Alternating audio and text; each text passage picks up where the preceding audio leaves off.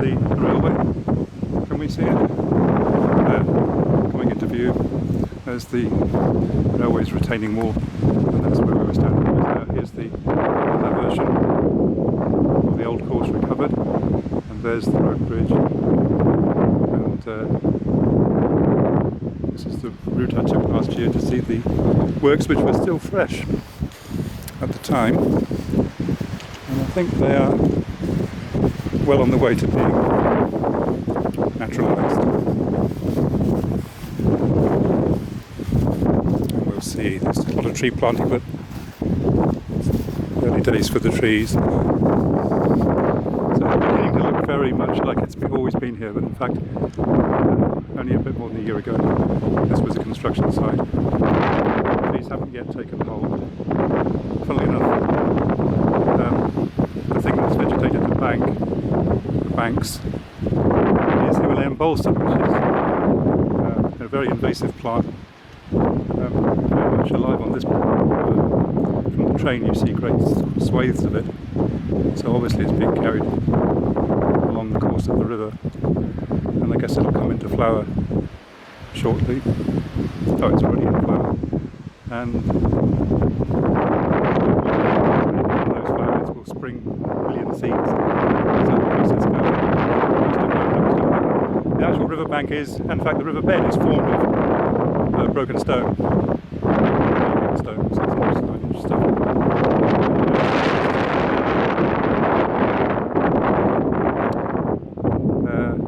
Just at the very end.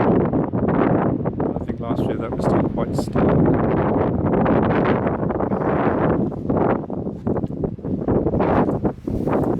Yes.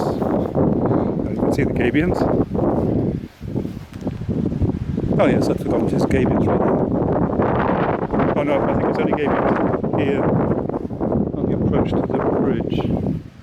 Another lovely bridge. Nobody sees these things from this angle. The average motorist would never ever stop and look at this. Traffic used.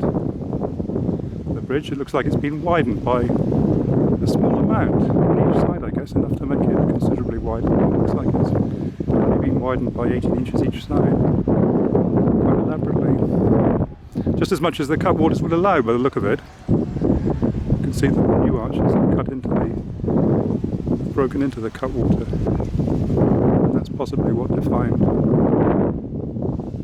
In fact, the bridge has lost its shape in many ways. There must be another bridge inside it. Anyway, there we are. There's the creek. Just kept a little bit fresh by the conduit, carrying some of the river water that way. And the river. It has been quite a rainy spell up until now, it's hard to believe, but here we are. In fact, about the same weather as I remember last year, but actually we have had a very wet spell with some record rainfall. Yes, absolutely record rainfall, quite torrential rainfall. So the river is not as low as it could be.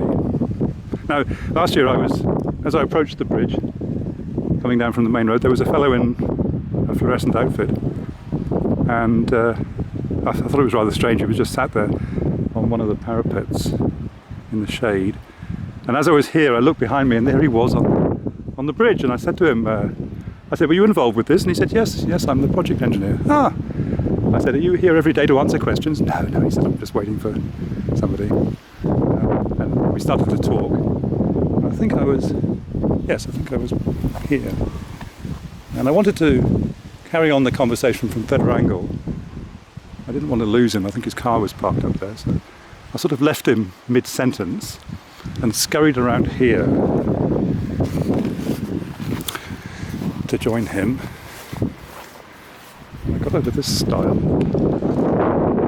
All right. And I think I must have been in some haste. I think literally it was mid-sentence. And I got to this point here. And now you can walk around the end now. I think these gates were shut. And so I went over this fence. And I'm going to be very careful now, because this fence caused me to get a cropper last year. I'm just going to reenact it to see what went wrong. What did I do wrong? At one point I just tumbled onto this dirt. I think I caught my blessed foot on that post. I didn't cock my leg up high enough. Fortunately I had my old camera with me, which was not expendable, but so there we are.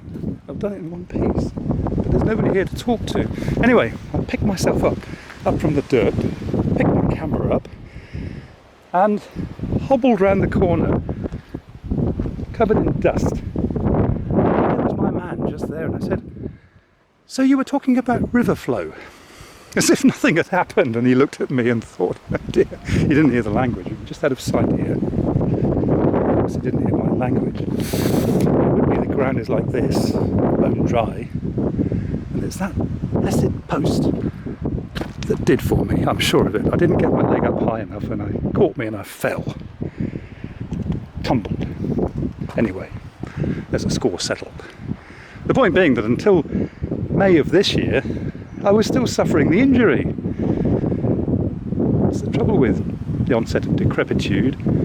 Your injuries live with you. You remind of them. And then one day you suddenly realise, oh, it's gone. And that was about 12 months after this. One stupid moment of haste, wanting to speak to my man, whose name I forget, covered in tattoos, very pleasantly. So fortunately, I wanted to move to Devon like everyone else. And there you are. That's the luck I have sometimes. Well, the bad luck in this case, but the luck of talking to the man who ran the project, who just happened to be here on the day that I was, the hour that I was here. The man who knew everything. I'm very proud he was of this project. And I felt that even though he wasn't here to answer questions, he wouldn't mind that job one little bit.